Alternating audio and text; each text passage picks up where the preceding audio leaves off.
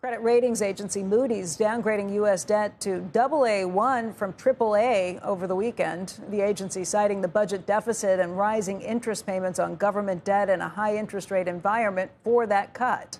The move brings Moody's in line with major rival credit ratings agencies, which already gave the United States their second highest rating. Standard & Poor's downgraded the United States back in 2011. Fitch cut the U.S. rating back in August of 2023. So for how this move could play out in the bond market, we want to bring in Tom Tzitzouris. He's the head of fixed income research at Strategas Research Partners, which, of course, is a Baird company. And, Tom, let's talk this through. This is the third major rating agencies. They're saying this is over a decade of problematic budget deficiencies and deficits and more for as far as the eye can see. How important is this downgrade this morning? We are seeing Treasury yields higher. Well, I think it's important in the context of this is a global phenomenon. We've seen for not just the last decade, multiple decades, global sovereigns, particularly G10 sovereigns, continuing to try to run their economies at full employment at all costs using fiscal stimulus with large budget deficits. The U.S. is pretty much the last in line here to really catch the eye of the rating agencies. So this was inevitable. This was a decade or more coming. I think what's suspicious is the timing of this right around the beginning of budget discussions for the next fiscal year and just after we had a bond market tantrum. I'll leave that up to viewers to decide whether there was any motivation with that, but this was a long time coming. I don't know if I'd call it suspicious as much as, okay, this is happening because if you're not going to address it in this next budget go-around, what better time? Well, I think the better times were last year when we were running $2 trillion deficit, 7.5% of GDP, and the year before that.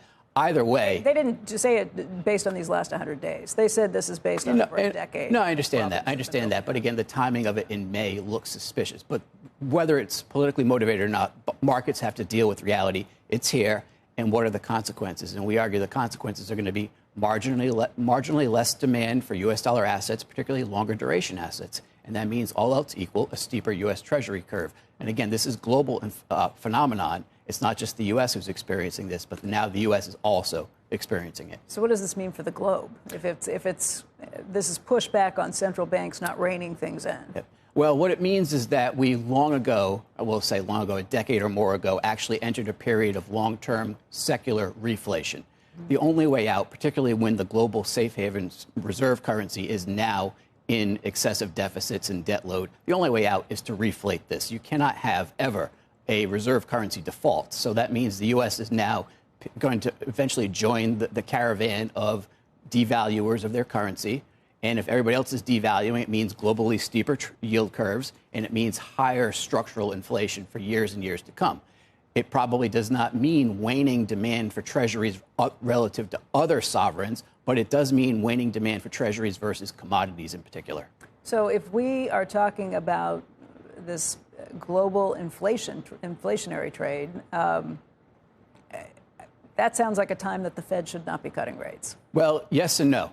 You have to be cautious here. You can't cut rates as much as you would in the past. So let's say the U.S. entered a shallow recession middle portion of this year, which is probably close to a 50-50 bet. Even if you ignore the last few cycles, which were unusual, the typical playbook may be to cut rates 250 to 300 basis points. Well, we've already cut rates 100 basis points. Right. So that might tell us the runway is only another 50 to 100 basis points of rate cuts. So additional rate cuts should come, but we're probably not going to be depositing the Fed funds rate below 3%. Should they come if inflation is still running north of 2.5%? Well, if goods inflation is running high, but service sector inflation continues to drift lower, then that is a near-term or even intermediate-term sign that we're still winning the battle on inflation. Goods inflation will, over long terms, will essentially still be zero, even with a global reflation. It's service sector inflation we have to worry about. That's where the structural bottleneck is, in my opinion. There are questions about what the appetite for U.S. Treasuries will be, whether the buyers will show up in full force. You're saying it's still a great safe bet, safer than just about any place else. So the higher the yields go, the more you like them? Oh, absolutely. So we agree there's going to be marginally less bidders at auctions. And we also believe that coupon auctions are going to have to rise no later than first quarter of next year. So we'll really very likely see the pain next year as coupon auctions are rising and presumably the U.S. economy is back towards trend growth, 2 to 2.5%. and now you start to see more cyclical service sector inflation. That would be the point where we probably see the next round of pain. As of right now, though, we still got to get through the middle portion of this year, which is looking at a consumer slowdown, business slowdown, and service sector inflation actually going lower. So that should be supportive of Treasury yields. Also, we have upwards of $600 billion of Treasury cash that's likely to come into the market because we have not yet raised the debt ceiling. So every day that we delay, more Treasury cash comes into bank reserves, which actually helps to flatten the Treasury curve.